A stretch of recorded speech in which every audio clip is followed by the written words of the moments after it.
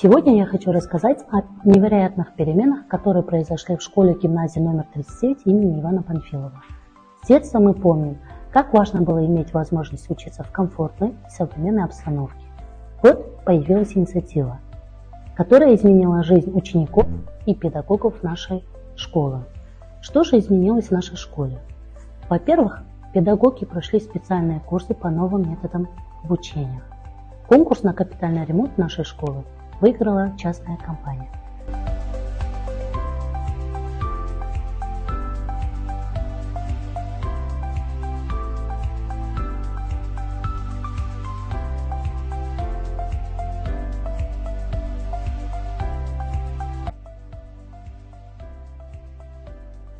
Теперь наша любимая школа приобрела новый облик. Стало светло, уютно и очень современно.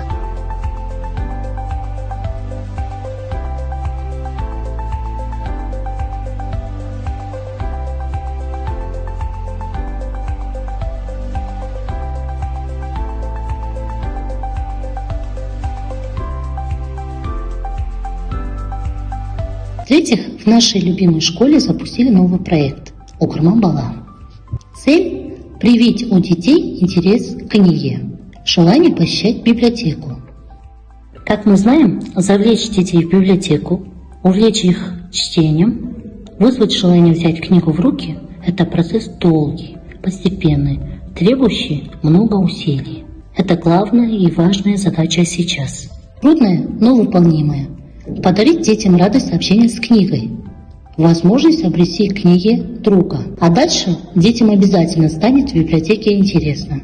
Я надеюсь, их будет туда тянуть. Я начала в своей практике использовать инновационные методы обучения. Я считаю, что инновационные методы обучения – это способ решить актуальные проблемы образования с помощью новых технологий.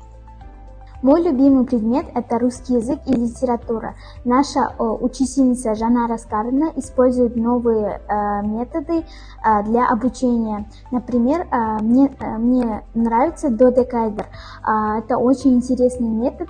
С помощью этого метода мы повторяем пройденные темы, и наша Жанара Аскаровна дает нам разные задания, и это очень интересно. Инновационные методы обучения, применяемые на уроках русского языка и литературы, повышают интерес к предметам, активизируют познавательную деятельность обучающихся, позволяют эффективно организовать групповую и самостоятельную работу, обеспечивают надежность и объективность оценки знаний, повышают эффективность обучения.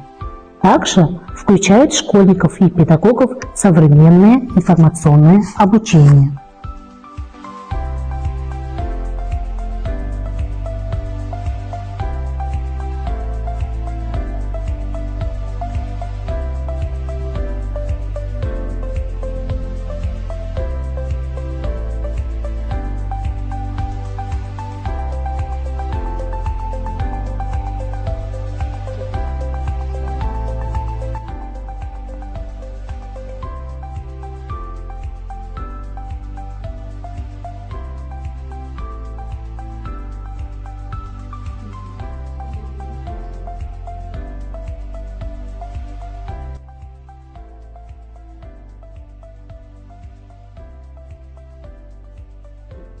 На уроке Жанара Аскаровна применяет колесо фортуны.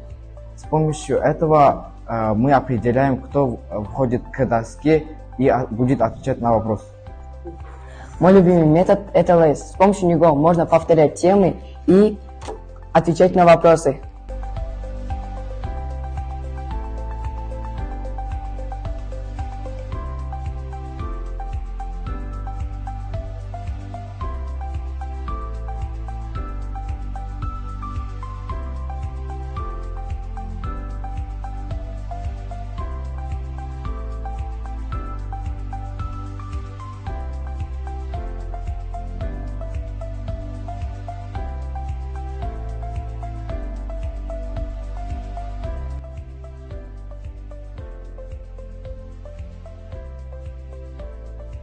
Каждое мгновение той работы, которая называется воспитанием, это творение будущего и взгляд в будущее.